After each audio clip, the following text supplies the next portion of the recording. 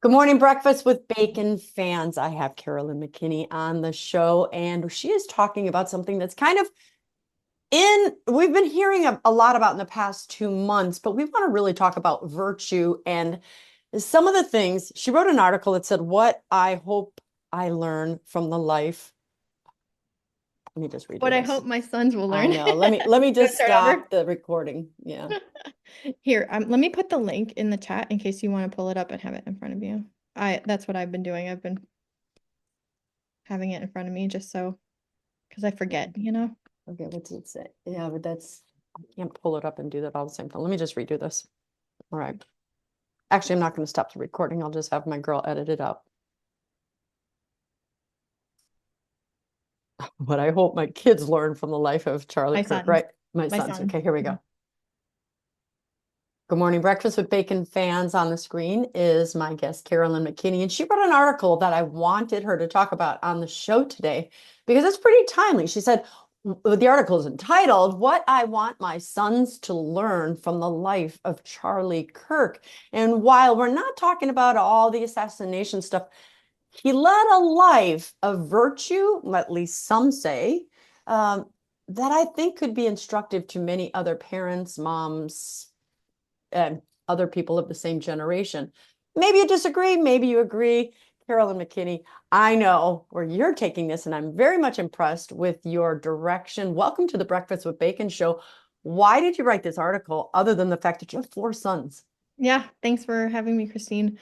Um, Honestly, I was really, I'm a little older than Charlie Kirk. My sons are uh not much younger than Charlie Kirk. I have a couple teenage sons and a 20-year-old, and so they knew of Charlie Kirk. And when I saw his assassination, I was shocked, just like everyone. I had all these feelings, and I needed to work them out. And it was really my way of working out all my feelings around this assassination. And more than anything, you know, following the event, there was a lot of uncertainty.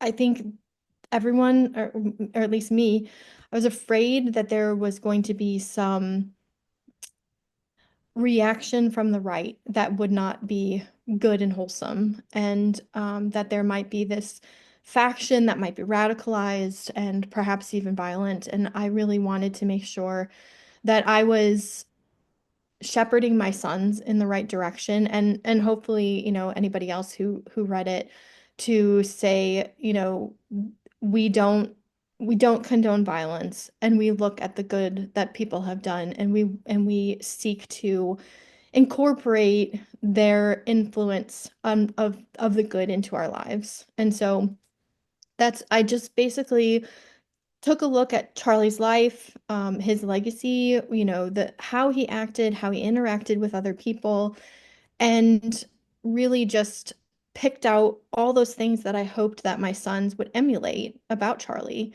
Things like, and the first one that I bring up in my article is that he was a faithful follower of Christ. And, he was clearly on a journey. He and his wife were very faithful. He talked about Jesus and was evangelizing people at the mic on college campuses. And, every opportunity he had, he talked about how, he was saved by Jesus, and how, aligning yourself as a disciple of Christ is, the way to really um, lead a good life, right? Amen. And Amen. so he was faithful more than anything. And so that was the first thing I pointed out. And then second, I pointed out was what it means to love and honor his family. In the wake of his assassination, there were so many beautiful videos of him with his wife and his kids, and his daughter holding his hand up until the stage and greeting him when, after his filming on Good Morning America or whatever Mhm. show it was. And I'm just, as a mother, I'm just sitting there just Right. weeping at, these children that have lost their father, but also just what a good man he was, and how he loved and honored his family and his wife. Yeah. He spoke so well of his wife. He treated her so well, at least for what we can see. And you know, he also really pushed family in our culture, right? He was giving, there's a whole generation of disaffected men, you know, who are out there who are addicted to porn, addicted to video games. They very rarely interact with women. They don't know how to act around women, you Well, know. and when they do, Carolyn, we're in what we call the hookup culture. I mean, no Yes, longer do they even understand how to date, how to be chivalrous, how to right, be husbands, how to be good boyfriends. right. You know what I mean? And they're struggling as well. The guys are Yeah. struggling, the girls are struggling. They all want the same thing, and they have no idea. So it's fun to watch Charlie Kirk He gave them a represent this. vision. Yeah, he gave them a Yeah, vision for what their future could be and how to get there.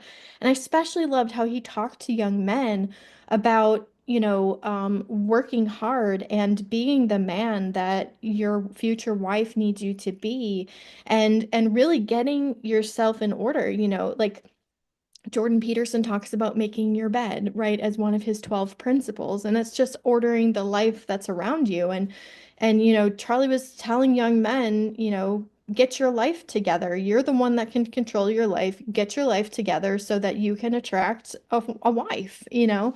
yeah, And young men need to hear that because nobody tells them that. That they tell them you don't need a wife, you don't need to get married, you don't need any children, you don't, you know, you can just be hedonistic and do what you want and your life will be fine. Well, no, that's not actually the truth. Like yeah. your life will be much more happy and fulfilled with a partner and children, a legacy.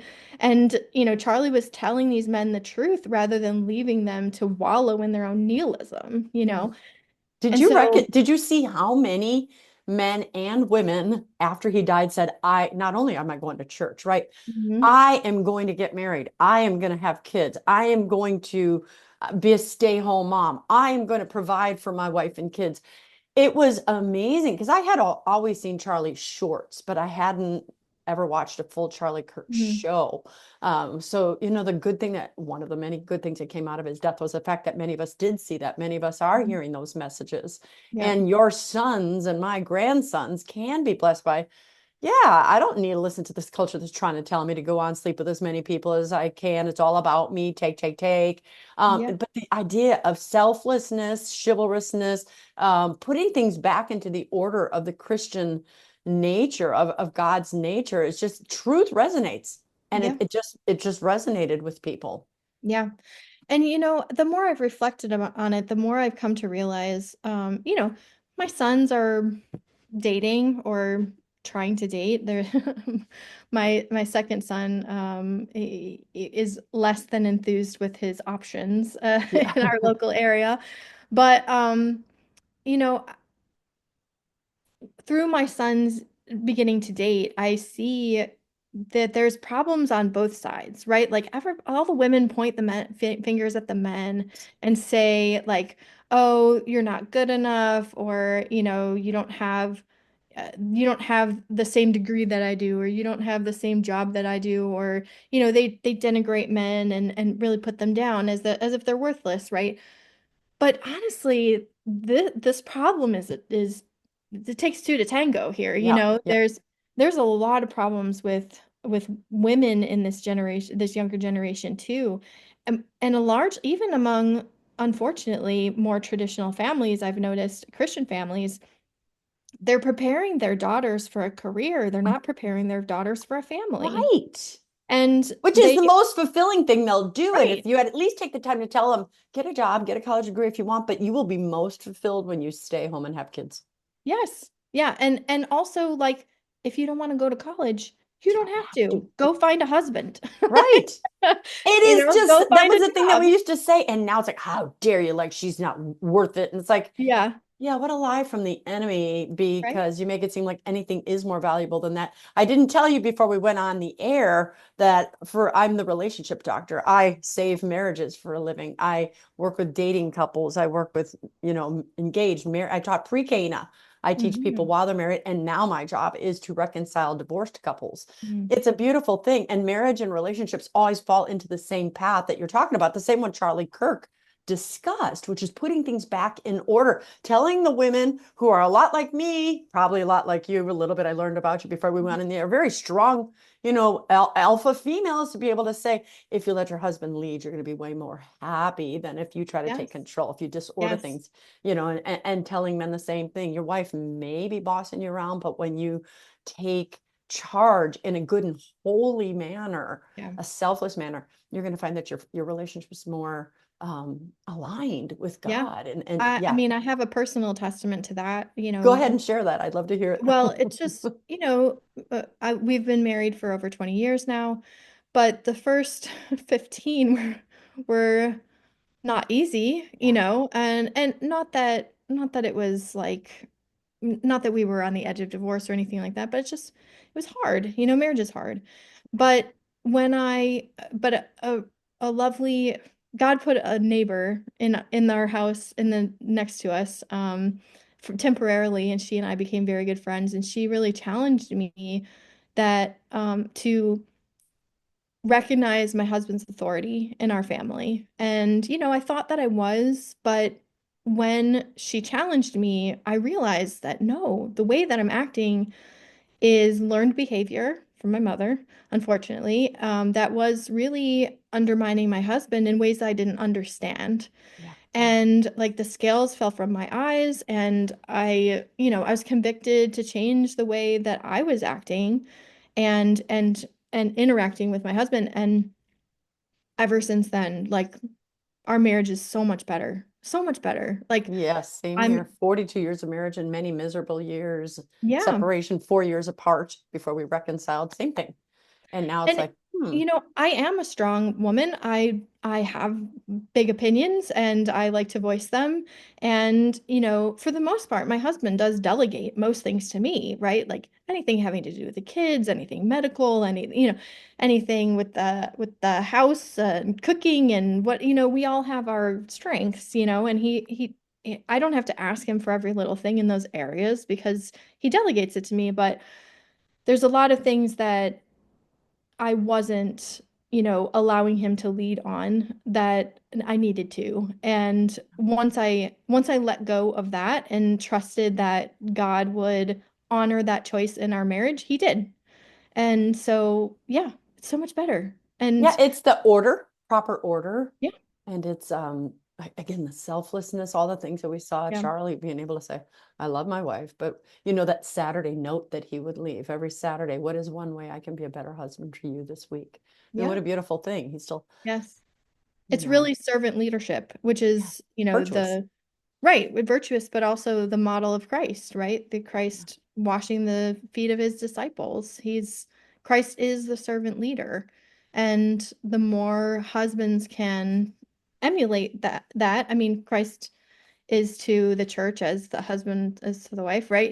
So we can emulate that too, follow Mhm. follow Christ as our leader, follow our husband as our leader, and that order will really help order our lives and create an environment of peace and satisfaction and happiness and all that kind of stuff. So yeah, I think that most women and even fewer young women don't know any of that. Look, I'm There's 60. It took me a while to learn it. You're Me 40 too. something. It took you a while Yeah. to learn it. It Yeah. it took me until I was almost 40 to learn it. Yeah. And but even now for some people it's hard to talk to because they have Doesn't this want to kind hear of it. feminist Yeah. cultural programming that is so hard to overcome with women in particular. And so I think until that kind of feminist spell breaks on our culture, we're gonna kind of continue to have this. But honestly, like one of the things that so there's problems on both sides, right? There's Yeah. problems with men, there's problems with women. But I think ultimately what Charlie was really leaning into is that if men need to take the lead in the culture, right? And the only way to kind of reorder things is if men are Step assertive. up. Yeah. Yes, they have to step up.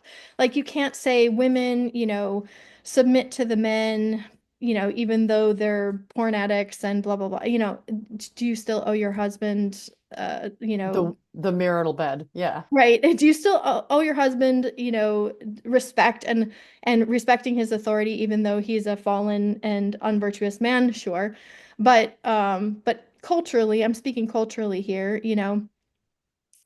When men step up, when men become virtuous, when they put themselves in order, they will become more attractive to women, and more women will want to submit to their authority, right? When you have Amen.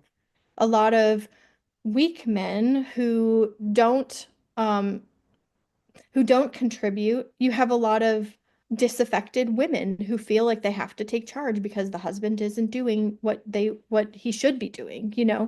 So I think the his inspiration of having men step up is step one to fix the culture. I really do. And so, that's why I wanted to include that in this for my sons. Yeah. And beyond that, he had so many other virtues that were worth emulating. Just watching his videos. I didn't meet him in person, but I could see how he would sit there in a tent on a college campus with a smile on his face, with someone, at the mic, just absolutely spitting vitriol at him. He would take such abuse from some of the people who stepped up to that mic, and he did it with a smile on his face and with charity in his heart. And he would tell them about Jesus, usually, and would tell them the truth. That's the other thing. Like, he didn't sugarcoat it. He didn't say things in a mean way either. Right. Right. He told the truth with kindness. And we need to not be afraid to tell the To truth. speak the truth in love. Yes, exactly. That's exactly it. And, so many people over the past, many decades, most of my lifetime, have really been afraid to be intolerant, right? Like, tolerance is the greatest virtue, greatest civic virtue in our culture for It's like not in the Bible. 40 It's or actually 50 the Bible years. says to be intolerant. Right. Yeah. Right. We have to be intolerant of evil. That's right. Right. And we've been tolerant of evil for way too long. And not only have we been tolerant of it, we've been silent in the face of it, Yeah. with some exceptions. Of course, the pro-life movement was very vocal about that for many years, although things have really kind of taken an unfortunate turn on that one. But you know, th- even in, 10, 12, 15 years ago, when all these, gay marriage laws and bathroom bills were rampaging through state legislatures and courts and stuff, there were so few of us that were actually standing up and telling the truth. It's not possible for two men to be married. That is Right. against the very definition of marriage. And of course, when we did stand up and say that, we were shouted down as bigots. But you know what? I would rather be called nasty names than not tell the truth. And so, Exactly. Well, and names are just names. And that's one of the right, things I try to tell people all the time. Really, that sticks and stones may break my bones, but names will never hurt me. A lot of people, oh, it hurts me. But when you really start realizing is like, you can't control people's thoughts. They can be silent and think those things about you. It's irrelevant. So if we can get past the thin skin of, oh, the name, or trying to go onto the defensive posture, because that's what Satan tried to get us to do, right? Is, oh, I'm going to defend why I'm not the bigot, why I'm not a misogynist, right, why I'm not a racist. You know what? right. I'm not going to give any value to the insults you lob at me. I'm going to keep going forward into truth.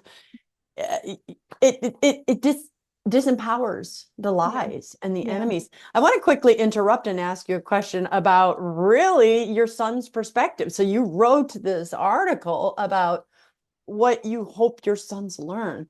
Have you had Mhm. a conversation with them, and have they learned anything? Or like, oh, mom, it doesn't matter? Or is it like, I want to be more like him? What, your boys are Yeah, in varied ages. yeah. So what are you hearing in the Well, different age groups? yeah, so my oldest is 20, so I have 20, 18, 16. Those are the prime age ones. And yeah, we did have a conversation about this. And my sons were already leaning in the Charlie Kirk direction. I mean, Mm-hmm. they this is the media they consume. This is the ethos we have at home, and I didn't even have to be all that explicit with them about it.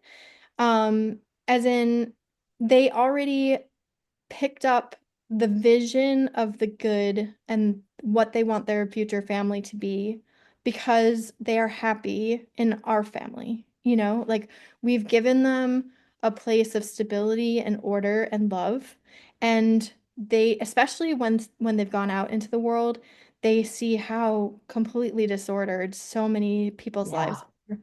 And, my oldest, one of the first girls that he went out with was just from work. She wasn't a Christian, and he took her on a date, and he dropped her back at her parents' house, and she invited him in, and he said, "Mom, you would not believe what I experienced." And I was like, "I can guess. I know how the other side lives." And he said, there were dogs everywhere. The place was a mess. The mother never cooks. She's on husband number three. She has two jobs. Like it was just a mess. And he with his big heart, he's like, "Mom, can I invite her to come to Sunday dinner so she can see what life could be like?" And I was like, that's a lovely thought, son. But you know, it's hard to break how you've been raised. It's hard to, if you know one world and one reality and you are given this other reality, it takes a conversion to get there, and that's Well, a big path. especially if the two of them were not like going to be long term, if he had already determined Exactly. that I'm Right. like, just going to do this to show you instead of, well, I'm going to be marrying her, so she's going to need to Right. see. Yeah. Yes, exactly. And so, but he has such a big heart, and his heart was basically crying for what this girl never had and never knew, and because he knows that life can be great. But so many people don't know that life can be great because they don't know what it is. They don't know who Jesus is. They don't know how to order their lives to God's will. They don't know the correct ordering of the spouses or the home or authority.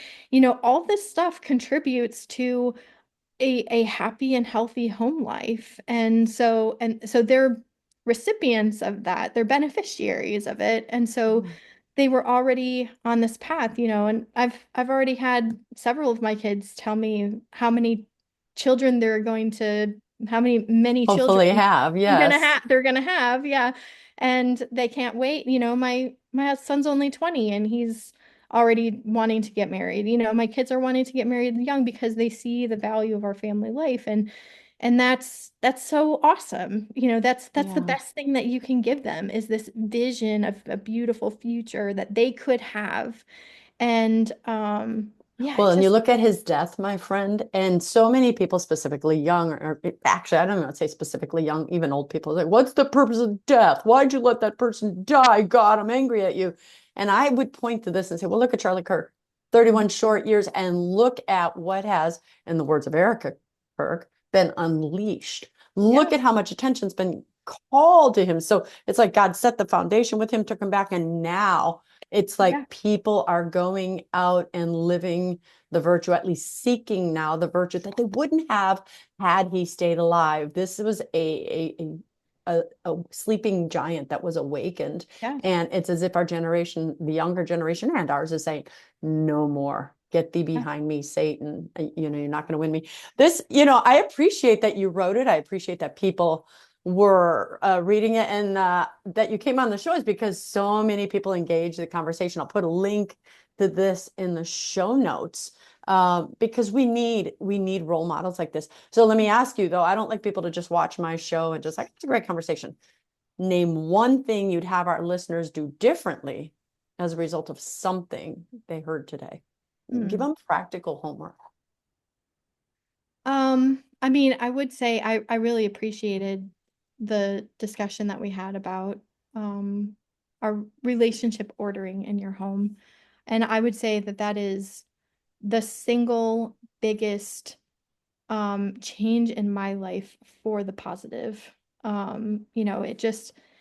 It transformed our marriage and our family life. And I think that it's a very difficult road to go down because you have to kind of realize how you've been programmed to think, and you have to Be break the purged of spell. that. Yeah. Yeah, you have to And that's break the spell. hard. It is, and it does take a conversion of heart, and it takes humility, especially on the part of women, and that is hard. And especially for me, pride has always been my big sin, and God has been really working on me on that one for a long time. And but I needed to accept that, and I did, and my life is so much better. And I think when I talk about our kids having this vision of their future family, I really think that a very large percentage of that is built on the fact that I made this decision however many years ago um, to really follow my husband or allow him to lead. And, I'm grateful it, you have, because it you was are so like good. me. Yeah. It So women out has. there, don't be afraid. Don't be afraid to give your husbands the reins. He's not going to mess it up. He will step up, And you don't especially have to a stop godly being man. alpha. You don't have to Right. stop being strong. You don't have to be silent. Correct. It's a Yes. partnership.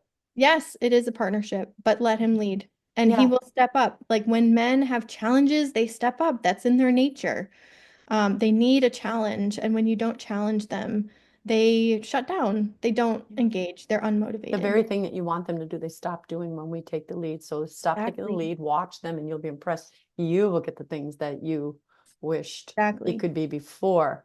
So Right. we can read many of your articles in CatholicExchange.com. I'm going to put a link to this one because it was written in CatholicExchange.com. Do you have many articles there? Do I you love? don't. This is my You first don't. one. Oh, we gotta get you to do more articles, because it was very, very exciting. Or maybe get you to start writing a book. But I know that Yeah. you are busy with 4 boys, a husband, a home, a life, so that's really busy.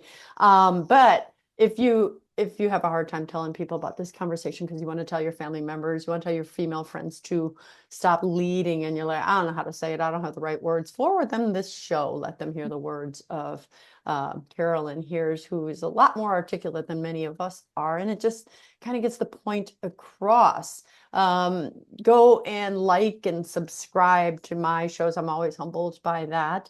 The Lord gives me great guests to push his word out there. So send them to breakfastwithbacon.com. You go to breakfastwithbacon.com and sign up for the newsletter. Remember, at one point it's going to come, because censorship is very real, where you're not going to find us being put into your inbox. You're going to have to start following and being um, a proactive person for your media and your consumption. Instead of it being sent to you, you're going to have to go after it. So save the names and the pages of the people whose opinions you respect. I do hope that mine ranks among them. Find me on Instagram, Facebook, TikTok, and some of the other ones that I can't even think of right now. And I have to say, I did forget to tell my guest, she's the first time I forgot to tell her how we end my shows. So I'm going to remind you in a moment. Carolyn, sorry, all you need to do is read, and I think you can do that. So follow me here. I am Dr. I Christine am. Bacon. No, no, no, you don't have to say Oh, this part. You're only going to say okay. the part I point to.